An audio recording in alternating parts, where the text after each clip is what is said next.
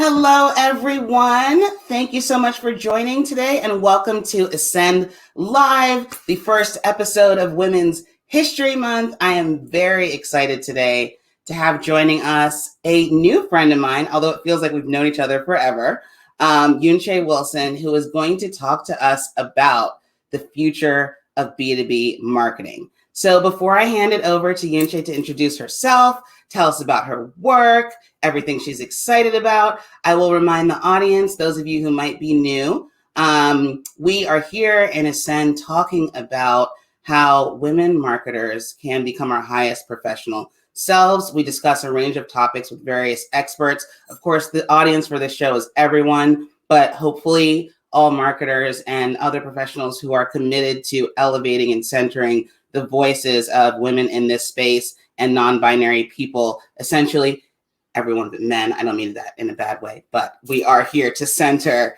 the rest of us. So, Yunche, thank you for joining. Hey, Lola. Thank you for having me. And we know you are in Portugal. I am. I live in Portugal on the Silver Coast. Love it. Workfromanywhere.com. New World Order. So even your lifestyle is that of a futurist. Yes. So it absolutely makes sense that we have you here today for this topic. But Yunche, maybe we can start by just hearing more about what you do as a B2B fractional CMO, and then just diving into your vision and what you're seeing as far as the future of B2B marketing, what people should really be thinking about. Absolutely. So as a B2B fractional CMO, my key focus is to help marketing teams really transform their marketing into sales enablement. And it's a kind of somewhat of a controversial topic because marketing and sales traditionally, especially in the B2B landscape, are completely siloed. They have different ideas, they have different expertise, but the fact of the matter is they have the one core thing in common, and that is to gain new customers. Their goal should be focused on revenue. And up until recently, topics like revenue attribution or marketing being in having to be in control of growth, or that being one of their core KPIs. Those weren't things that were talked about really 5 years ago. So now we're living in this new frontier where you can no longer have sales and marketing separate. They have to have this very symbiotic relationship. So my goal, or, I'm kind of preaching the gospel of going out, and teams should be, marketing and sales teams should be working together, almost in pod-like environments. So that's my focus. I love this, and it's such an important point, honestly, even for consumer marketers, especially like in the CPG world.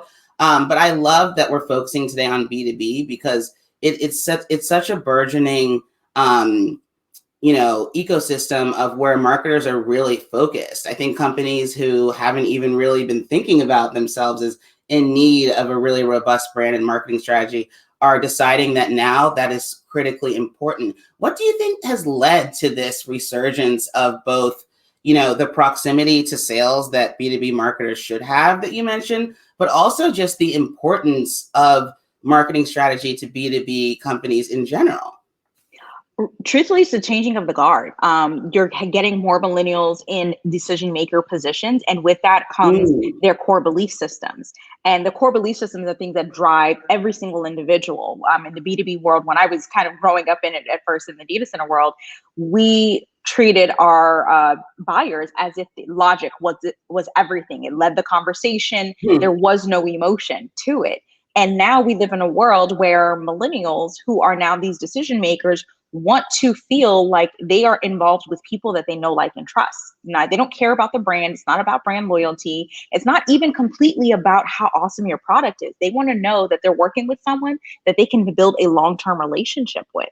And that's a dynamic that B2B companies were not prepared for because they had operated under a very traditional sense for such a long period of time. Now they're having to make this pivot because and position themselves to create personas that embody not only the business side, but the emotional side of a human being. And so that human quotient has come into play. And a lot of times your marketing, your sales teams just aren't prepared for that. Right. So now give us the stats, give us the features, give us the details. But at the end of the day, that's only a small fraction of what buyers are buying. Exactly. And the key thing, one of the key things I always tell all of my I'm like clients. softly trying to adjust my microphone. So let's Not just no acknowledge it problem. because it's happening. Okay. There you go. Sorry. Yeah. So one of the big things I always tell my clients is that I don't care what you're selling. It doesn't matter how cool the widget is or how big the data center is. You're only selling one of a few things, and that's selling time, saving them money, increasing their money, saving them energy, entertaining them, or providing self-growth. At the Okay, end of the hold day, on. We got to recap that. That was good. Slow it down. Give us the list again. Everybody, take a second, get your pen and paper, or get your whatever you're typing on ready. Okay, go.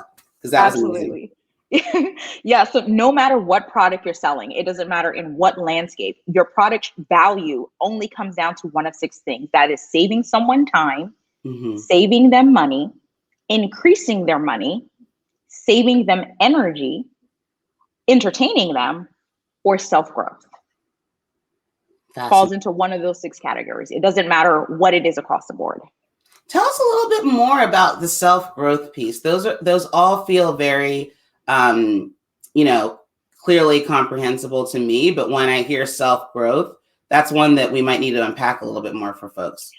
Yeah, I feel like that one's kind of a little bit newer, right? Because self-growth was not such a massive industry as what we see it today. You see so many people talk about the 4-hour work week or meditation or taking that time to just be. That's kind of hard to quantify across the board. It's really hard to say, okay, we know that if you do XYZ, you're going to get exactly this. You can't just quantify and say, oh, you're by doing this, you're going to get an amazing amount of rest, or you're going to be a completely different person.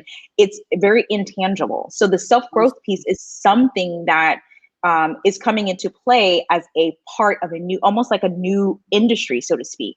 And with that, it's not just siloed for the health and wellness sector. You're seeing executives really stepping into that self-growth piece. You're seeing everyday managers doing the same thing because they understand that, okay, I need to have a mindset shift, especially in the Zoom fatigue world we have today. People are exhausted.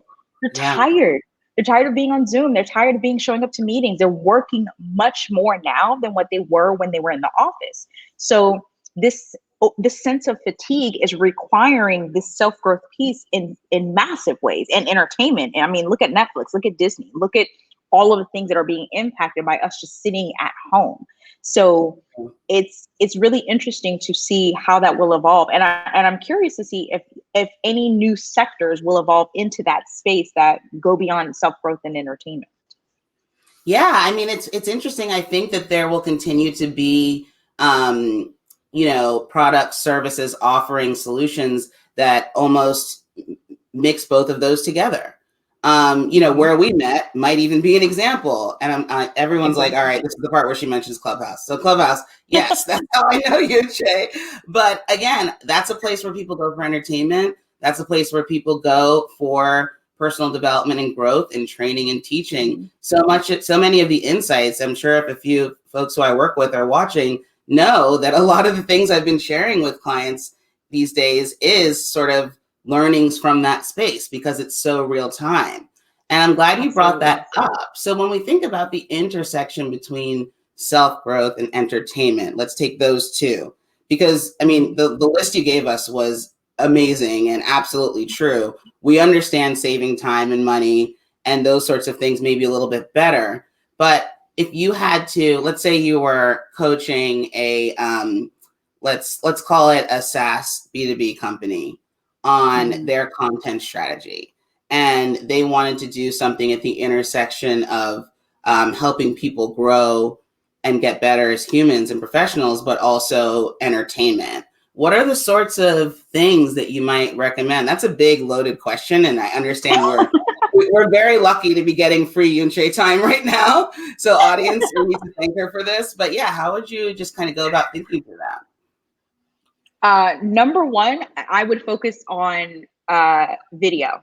Video is one of those things that most of these B2B companies are really afraid to do. And really that just comes down to that lack of humanity, emotional side, because they're so used to being product driven and product featured and all of these core things. They don't know how to break apart from that and just talk about the human side. And I love, for example, the way Zendesk did a commercial a few years ago that had an old couple where the husband was the business and the wife was the customer. And they talked about in a very not so elusive terminology, their relationship and their sex life. And it was very elusive. And at the end, he talks, he was saying how he didn't, he was like, oh, my service was terrible. And she was like, I told my friends about it. I told my bridge club about it. Oh my goodness. And he was like, I had to do something. And this was all Zendesk based. And at the end, she's like, I love when he gives me the business. So as human beings. I have not seen this one. We're going to have to link to it in the comments. Yeah, I'll definitely put the link to it. And I love the commercial because it's so relatable. We all understand each other as human beings. We all get sex. We love old people. It's like memes, right? We love the animals and we love the kids. It's just, it created this atmosphere where you for a moment forgot that this was a Zendesk commercial. Mm-hmm. So I think that when you're trying to create that moment and create a memorable brand or a memorable moment, you have to do that oftentimes via video. And you have to allow yourself a sense of vulnerability. And that's hard if you've never had a culture of vulnerability. You have to be able to leverage that and move forward. Justin does great content. He's loving it. Thank you. Thank you. Thank you, Justin. The other part of it is if you're too afraid to do video, that feels like too much of a mighty step, create community. Communities like what we've seen on Clubhouse, Lola introduced me to Fishbowl, even what you can do on LinkedIn. The idea that you can't or don't know what to do outside of email or outside of webinars. These are very one-to-one kind of interactions. You don't get a chance to hear that feedback. You're not really building that sense of, is what I'm doing good? You're basing it solely on the numbers. How many people attended? How many people clicked? How many people stayed? For how many minutes? That doesn't really tell the true story. What you want to hear and what you need to hear is real-time feedback. What are people going through right now? Because yes, you may have a product that helps them to save, time, money, and energy, but what are they going through on the back end? Because I'm a mom here right now. My kids are upstairs playing a game. My husband is over here packing for our trip. The fact of the matter is, while I'm sitting here and I'm talking about business, my kids are on my mind. Mm-hmm. And the fact is, most people that you're talking to, it doesn't matter what level they are, they're at home with their kids. They're 24/7 parents. There's a whole different dynamic at play. And if you don't recognize that, if you don't take the time to acknowledge that, you're missing a huge part of the human quotient. Mm-hmm. And you're missing an opportunity to build real relationship and impact that will be far lasting than just the great benefits that your product delivers.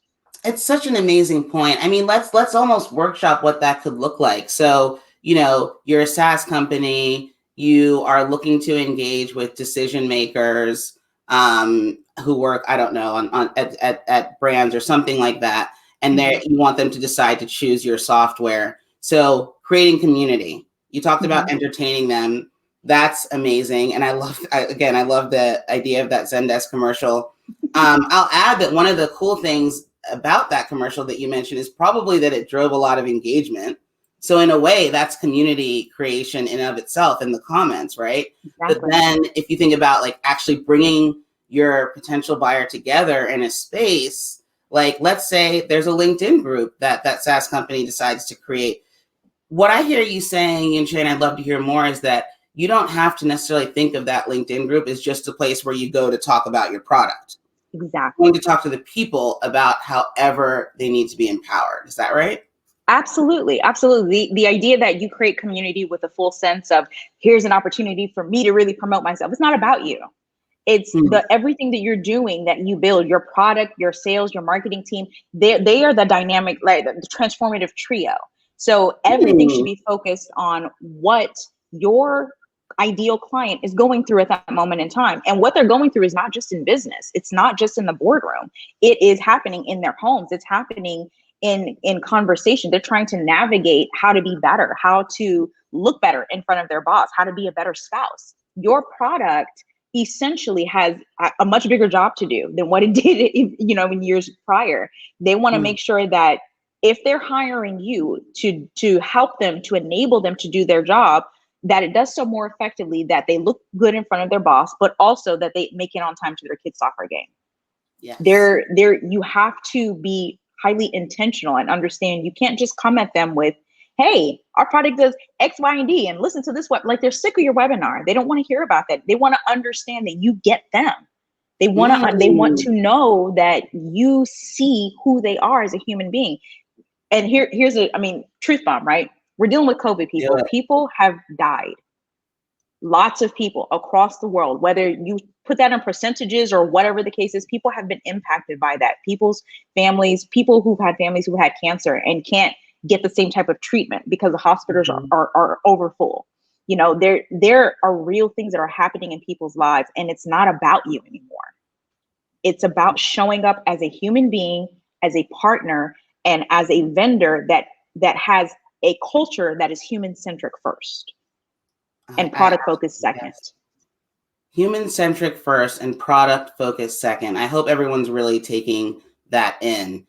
So let's relate that back to this concept you bring up of the need for closer proximity to sales teams than ever for marketers, especially in the B2B space. What does that look like? And how can those who are here watching and learning from you, Yunche, learn how to convince their sales leaders that this idea of showing up as human is what needs to be done to drive more volume, to close more deals, to drive more retention? So marketers' jobs is much different today, because typically, especially in the B2B landscape, it was very top of the funnel. It was brand awareness, generate interest, pass the MQL over, you're done. Mm-hmm. Now, because of the fact that a KPI is growth, you need to understand what is happening once you pass that lead off. You know, how do you create the proper attribution models to showcase that what the cost per acquisition initially, what it actually is for the lifetime value once someone becomes a customer. So that requires that marketing now transforms from just marketing to sales enablement, because the fact is, once you generate that interest, sales takes that interest and carries it all the way through until it's time for a sale. So if you aren't privy to the information that's happening when a salesperson is talking to someone, you miss a lot of the good components, how to create really good content that helps them stick, or how to help close that sales gap. Because the typical sales gap for, a B2B sale can be anywhere from 4 to 6 months, and sometimes significantly longer, depending on how large the deal is. So if you come in as a marketing team, and if any marketers listening, you've gone through this woe. You've gone through the fact that company downsizes or their revenue didn't hit, and stakeholders aren't happy. So what's the first thing to go? Marketing. Always the case. And that's really just because leadership teams don't really comprehend what is marketing contributing beyond graphics and generating leads. So if the marketing teams transform into sales enablement, now you have a very integrated component where you're working with sales directly, because they're hearing exactly the problems that these prospects are having. And now marketing is dynamically creating content. They're dynamically creating events. They're dynamically creating opportunities where the salesperson can say, boom, boom, boom, here it is. And now it's this very cohesive environment that is focused completely on revenue. So now you ensure that you build in security for your department. And how do you get over, because what I've seen happen sometimes is there's a sense of competition. Like I tell you how I close the deals, I'm in sales. If I tell you how I close the deals, then you're going to somehow be able to take credit for the part that I do. I want to keep that secret. How do you as a marketer get that buy-in and trust that, like, no, my job literally here is only to make you successful, and I can't do that if you're not existing, if you're not there, right? Like, I need you just as much as I hope I can serve you. This is really where you need leadership team to come in, because when you have really good salespeople, they tend to go rogue. You see it across many organizations. They go rogue. They have their own script. They have their own way of doing things. They don't follow brand guidelines. They do nothing. They do what they want, and they get sales. And they're often excused because of the fact that they perform so well. They got it done. they got it done, right? So this is where you really need the buy-in of leadership of your sales and marketing heads to come together and say, look, we have to modify the way that we're doing things because of the fact that the market has changed, in order to future-proof and to not be behind when another recession happens or a pandemic of this magnitude occurs. We need to make sure that we are enabling you guys. We are providing you the support. So we're more proactive than reactive. And sales always likes that. They like that proactiveness because it helps them to do their job. So if it's positioned as an enablement, as a tool, we're coming to resource you. We want to help you close the gap of the journey. We want to make sure that you can get to that commission faster. They're all over it. But you got in the same way, you speak your prospect's love language. You got to do the same thing with sales. Commission, that's what they want to hear. Closing the gap. Yeah. You got to speak sales love language. Sales love language. This is amazing. Everybody, I hope you're enjoying this. Yunche, I always learn so much in every conversation with you. And what I love about your approach to teaching these concepts is that you make it so relatable to how we think about life in general. Like everyone understands that idea of a love language. So if anyone's watching and you have questions for Yunche, please add them. I personally, I'm going to ask a selfish one about this. When it comes to figuring out the love language of your sales team as a marketer, or even if you are a vendor or a consultant or an agency partner outside and you have even less proximity to the folks who are on the front lines, what are some ways that you might recommend to start learning about, what's going to really work, how people are going to respond specifically? I have personally found that you basically have to do what you do when you're ready to date someone. You need to court them. I talk about this in the buyer's journey. I relate the buyer's journey like dating all the way through marriage. And the same thing goes with most human beings. We all understand dating. We've all done it at some point in our life. And the fact of the matter is, no one likes to be sold to. No one likes to be, feel like they're in a position where you're being aggressive. So this is where you sit down and you let them talk about themselves. You ask the questions and just let them talk. And so when I want to know something from the sales team, I focus first on understanding, what are your core pain points? What are you going through? What could be better? What can I do better? Even if I feel like I'm doing the best that I can, I want to know what your feedback is, because I need their walls to go down. Yes. And when their walls go down, they begin to see me less as an opponent and more as a teammate. And then as they're giving me all of this information, I can very quickly kind of build out that persona right there in my head. Okay, I know that they don't like this. I know that they need help with that. Oh, okay, they're having issues with this. Oh, well, their management has been a real problem for them. I can't solve that, but I can help them here. So I get an ally on my team by fixing or modifying in those small, little areas. So really that's what it comes down to. If you can't really scale and large because your management team, is very traditional, that's not what they're wanting to do, you pull aside the 1 to 2 salespeople that you can have that little candid conversation with them, and, basically kind of create your own little mini pod system and say, you know what, every time I pass you a lead, I want to know from you what's happening. Tell me, how they're engaging, because that feedback is going to help me be better. And in turn, I want to help you close more deals. And if we do that, then we can be better across the board. Then it feels like you're in something, like you guys are in cahoots to do something better with one another. And that would be the quickest method, and that I would leverage. I love it. It goes along with one of our core values at BICO, which is marketing, not ego. So as a marketer, everybody watching and listening to Yunche here, you are here to accomplish a goal. And that is going to involve humbling yourself most of the time, right? Exactly. Like courting your sales team. Like that is deference. It is service. It is showering with the genuine things that people need to hear to feel comfortable. And what it isn't, because we see this a lot too, is people going in kind of like, here's what we want you to do. Here's what marketing thinks needs to happen.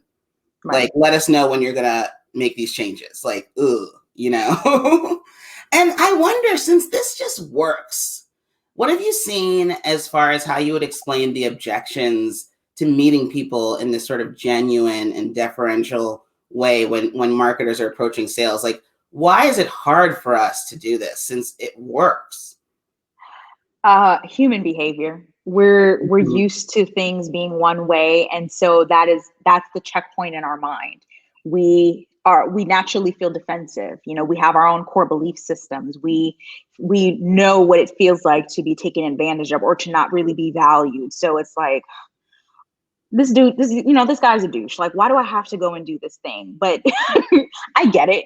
Sometimes, I've definitely had my own experiences in that. But the bigger picture is what's at play. Do you want to prove and enable yourselves as a marketer to showcase your value beyond what you're currently showing?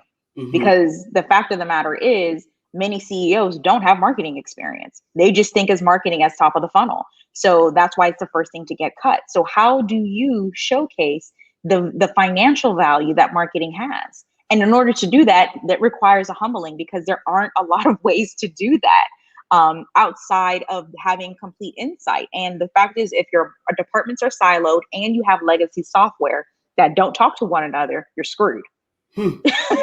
And so many people are in this position.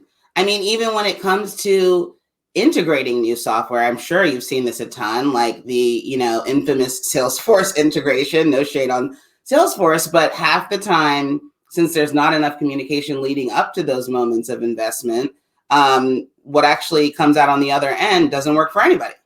Exactly. Doesn't solve the problem. Exactly. And that's why I'm a huge proponent of removing the idea that marketing and sales should be separate. They literally should coexist in pod-like environments. The moment a lead comes in, sales and marketing are working in tandem to say, okay, how do we make sure that the way we're positioning the product is specific towards this industry, towards this client, towards this consumer's actual needs, instead of the backwards approach where here's the product and we're putting it out as is and we hope you like it. Right. Like, how much sense does that make? And this idea of working in pods is super revolutionary and amazing. Let's talk about that for a second, because here on Ascend, we like the fluff-free insights. That's why you're an amazing guest. How can someone who may have this idea for, someone heard you speak here, wants to go to their, VP or CMO or even the sales leader in the organization and say, have you thought about this idea of us working in pods? So tell us more. How would you kind of get that ball rolling? So the concept behind it is basically to essentially eliminate the departments of marketing and sales. So you would have, let's just say that there's your marketing team that does paid ads, you have your marketing team that does events, and you also have, your marketing team that does strategy. Let's just say that that's the three. And then for sales, you have maybe two junior sales person and a key head of sales that really intersects with product development, because those need to happen between the departments. Those people would make up a pod. And the reason why that's important is because of the fact that what happens in the paid realm needs to be correlated to what sales is hearing on their end. When you move from the interest stage and that's passed on to sales, they're hearing other things that are happening in real time. So then how can you very quickly engage someone from a paid ad aspect that moves them immediately to sales, opposed to having to go through longer spurts of your buyer's journey? And so the goal is you're putting these pods together to share immediate insights, opposed to once a week stand-ups, or on occasion you hear something through the grapevine. It's real-time interaction with the keen focus of, guess what, guys, I heard this about Microsoft, and I hear that they're going to be doing this thing. So let's go ahead and create a landing page and get in front of this person. I've got this contact here. So then you're creating a campaign that's highly focused and highly targeted on a key account, based on all of the insights. So in real time, it's happening. Boom, boom, boom, boom, boom. What would have taken 4 months to close now takes 2 months to close, because you have a dynamic team that's automatically, consistently working together. I love it. I mean, this is groundbreaking. I am super excited about having the opportunity to expose your brilliance, Yunche, to my audience here on Ascend. And so I want to spend the last couple of minutes here, because we know you're packing for your vacation. We're all jealous. We can only imagine. Where are you going? The south of Portugal, to the Algarve. South of Portugal. Well, okay. We'll try not to be too jealous. We're happy for you. But to wrap us up, what are some of the ways that people who have been really inspired by hearing your insights on this can get in touch with you and, leverage your expertise to help move their teams forward? Absolutely. So the best way to connect with me is right here on LinkedIn. My website is solomonbellmgmt.com, and I focus on helping people now through workshops and speaking engagements. I basically can come in and help train your team on this concept and actually take your team from these very siloed departments to making them and putting them into these pod-like environments and guiding you through the best practices process to do this. I love it. I mean, I'm super fascinated. I know we're going to be talking more here on Ascend and elsewhere. So I thank you so much for your time, Yunche. And actually, if I can twist your arm to ask one very last question, I promise this is the last question.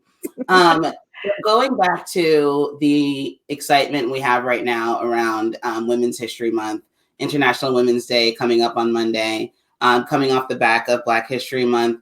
What are some of the things that you think about when you think about inclusive marketing and, you know, the opportunity we have as whoever we are, wherever we're sitting, to empower the women who are leading in our organizations and aspiring to leadership roles in our organizations? Oh man, I could talk about that. I feel like all day. It's something as simple as when I will tell you, I've seen a change on Canva recently. I remember posting about this maybe about 6 months ago, where when I type in women working or women in the office working, the only thing that would come up would be typically white women. There would be no other women of color, no other individuals. And it always bothered me because that showed me that there was a strong lack of representation, that I, as a woman who was working, who has owned my own business, I wasn't valid to be seen in these places. So to see the shift that I'm seeing, even in places like Canva, Google is finally starting to make some improvements, like not drastic, but some, that we're beginning to see our voices be heard. The conversation that I'm seeing on LinkedIn, even where women are talking about actually showing up in places beyond diversity and inclusion spaces for executives, beyond HR. I just posted about this and someone else mentioned that when as a fractional CMO, I am very often one of the only women of color in these spaces. Yeah. And I want to see more of us. I want to be in strategic meetings with women who look like me, because we naturally see the difference, we see the bias and we call it out, and we're able to not only call it out in a way that's aggressive, but in a way that showcases that by doing this, by focusing on diversity and inclusion, it helps to increase your bottom line. It helps to make a difference. So it's important that we keep having these conversations. It's important that we keep showing up. It's important that we have a space like this to talk about the realities that we're facing. Because of the fact that I want to see more women like Lola. I want to see more women like, CMOs in this space, and be strategic in making decisions that matter, because what we're doing right now is going to impact the future of these companies. So thank you. Thank you so much for this space. I mean, and it works. Like, diversity is expertise. I love everything that you just shared. Just look at Dara Tressiter at Peloton. They've never been in a better spot, and it's because she has prioritized inclusivity as the way that business is going to grow. So everybody, I think you hear my ringing endorsement of Yunche services. If you are looking for assistance with your B2B marketing strategy, or if your team needs inspiration or training, please do reach out to her. You can also connect with Yunche in the Ascend community on LinkedIn at ascendwithlola.com. That'll take you to our group. And we both partner in leading the Women in Marketing Bowl on Fishbowl as well. So you can find us there. We're everywhere. You can find us on Clubhouse, on LinkedIn. At some point, we find time in the day to actually do work too. However that That's happens. Right. But Yunche, this has been awesome. Thank you so much. It's an honor to have you on our stage. I love this. Thank you. Yes, we will see you next time. Have a good vacation. Thank you. Okay. All right, everybody. Take care. Bye-bye. See you next week.